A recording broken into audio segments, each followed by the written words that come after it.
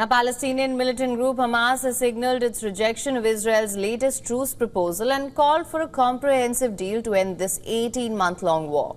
In a televised statement, Hamas chief negotiator said the group was ready to negotiate a deal to swap all hostages for an agreed number of Palestinians jailed by Israel as part of a broader deal to end the war in the enclave. He accused Israeli Prime Minister of using partial agreements as a cover for his political agenda and made it clear that Hamas will not be complicit in this policy.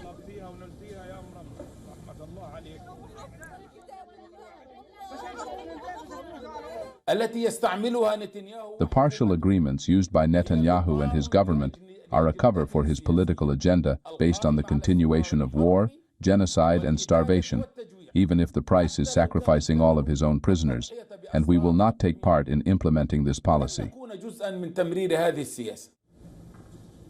Now, calling for a comprehensive deal, Hamas sought a single package prisoner exchange in return for halting the war, a withdrawal of the Israeli forces from the Gaza Strip and the commencement of reconstruction in the territory.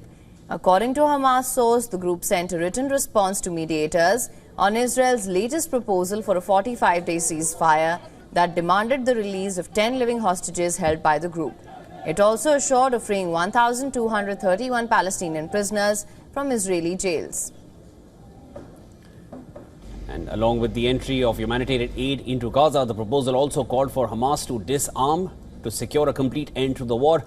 And that was something which was rejected by Hamas. Now, Israel's far-right finance minister Bezalel Smotrich has called for the IDF to deepen the fighting in Gaza after Hamas signaled its rejection of the recent ceasefire proposal. He said the time has come to open the gates of hell on Hamas and deepen the fighting until the full conquest of the Gaza Strip.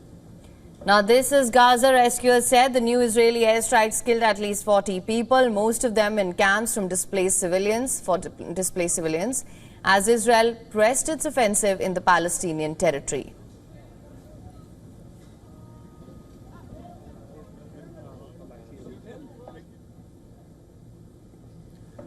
According to civil defense spokesperson, 2 Israeli missiles hit tents in the Al-Mawasi area of Khan Yunis, killing at least 16 people, most of them women and children. Survivors described a large explosion at the densely packed camp that set tents ablaze.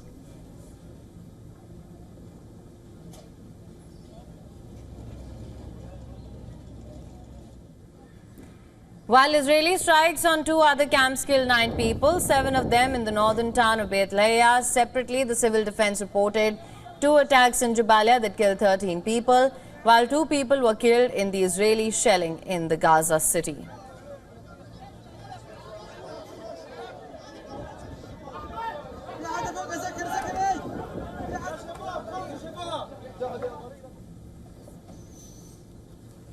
The International Committee of the Red Cross said that one of its bases in Gaza was damaged by an explosive in the second such incident in 3 weeks. The ICRC said that it was outraged by the strike on its premises in Gaza on the 16th of April.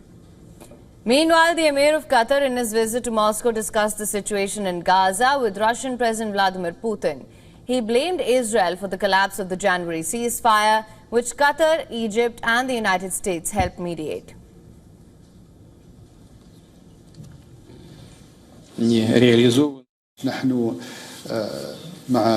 I believe the tragic situation we are witnessing now in Gaza and the daily killing must stop.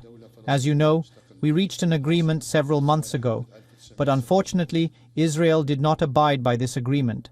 However, we as Qatar, as mediators, will strive to try to alienate the viewpoints to reach an agreement that ends the suffering of the Palestinian people, especially in Gaza, and now we are also seeing it in the West Bank. Putin said a statement in the West Asia is only possible on the basis of a two-state solution.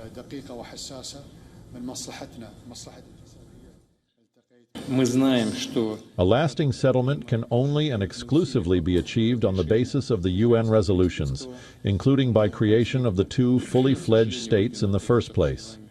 In this case, I mean the creation of the Palestinian state.